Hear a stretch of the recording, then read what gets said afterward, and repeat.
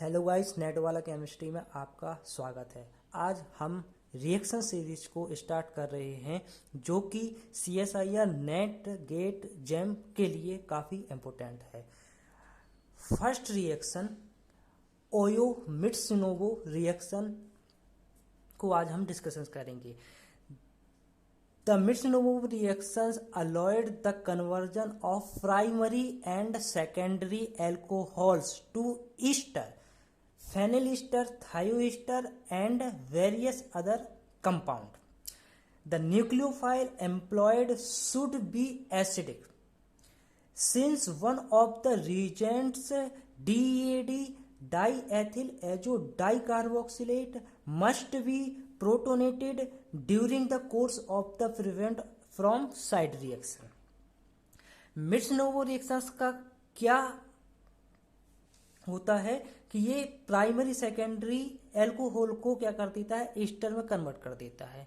Most important यही है इस रिएक्शंस में समझने का कि ये प्राइमरी या सेकेंडरी एल्कोहल को क्या करता है, ईस्टर में कन्वर्ट कर देता है। और इसमें जो रिजेंट यूज होता है वो एक कार्बोक्सिलिक एसिड होता है, प्लस में PPS3 होता है, प्लस में DEAD।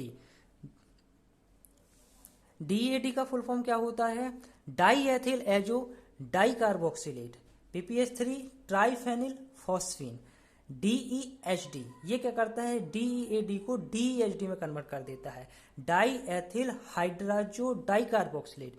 इसका दूसरा नाम क्या होता है, डाईएथिल 1,2 हाइड्रोजन डाइकार्बोक्सिलेट। इसका जो स्ट्रक्चर C हो जाता है, डाईएथिल एजो डाइकार्बोक्सिलेट का। तो डाईएथिल, एक एथिल ये है, एक एथिल ये है, तो डाईएथिल हो गया। एजो मतलब एजा लगा हुआ है, नाइट्रो कंपाउंड लगे हुए हैं, डाइकार्बोक्सिलेट COO डाइकार्बोक्सिलेट। इसका जो अदर नेम ये है, इसका स्ट्रक्चर इस प्रकार से अपन बना सकते हैं।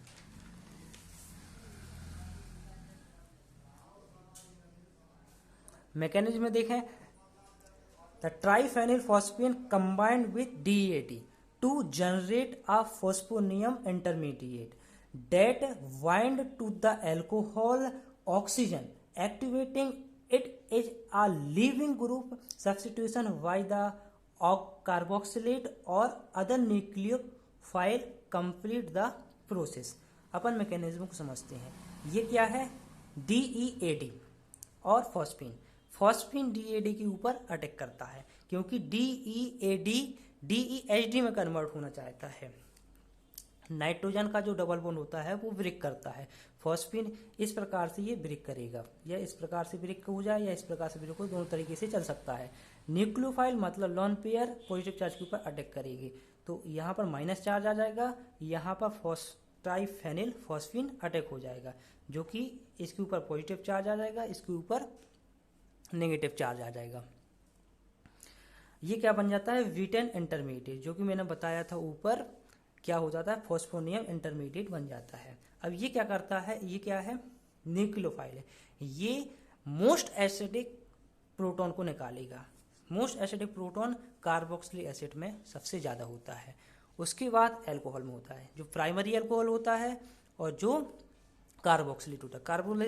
कार्बोक्सिलिक एसिड का जो H होता है वो ज़्यादा एसिडिक होता है, तो यहाँ से निकाल लेगा, तो यहाँ से ये H को निकालेगा, H को निकालते ही ये नाइट्रोजन ले लेगा, क्योंकि यहाँ पर जो चार्ज है वो न्यूट्रल होगा, न्यूट्रलाइज कर देंगे, तो यहाँ पर H लग जाएगा। अब यहाँ पर क्या है, ये वाला जो मैंने बताया कि ये बॉन्ड बना था, ट्राइफॉस्फीन ऐड हुआ था, अब यहाँ से ट्राइफॉस्फीन यहाँ से निकलेगा और फिर माइनस चार्ज आएगा नाइट्रोजन के ऊपर, नाइट्रोजन के ऊपर माइनस चार्ज आने की वजह से ये अभी क्या किया था, कार्बोक्सिलिक एसिड का इसने H निकाला था, अब ये एल्कोहल का H निकालेगा।